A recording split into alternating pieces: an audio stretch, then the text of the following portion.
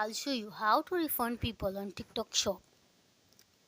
Buyer can initiate refund within 7 days of receiving an order if they encounter issues like product not as described, damage or incorrect item, incomplete order, late delivery beyond the estimated time frame. As seller, you will receive a notification about the refund request in your seller center. Carefully review the buyer reason for the refund and check any supporting evidence they provide, like photos or video. Assess the situation objectively and determine if the refund request is valid based on TikTok Shop policies and your product list.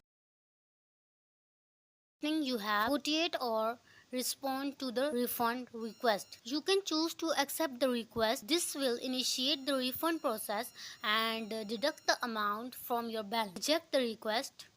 Provide a clear explanation for rejecting the request while adhering to TikTok Shop's communicate your decision politely and professionally to the buyer through platform. If you accept the request, the refund will be automatically processed and refund to buyer's original payment method within 7 business. In some case, you may need to arrange for return the item before issuing the refund. If you like the video, give me thumbs up and also hit the subscribe button.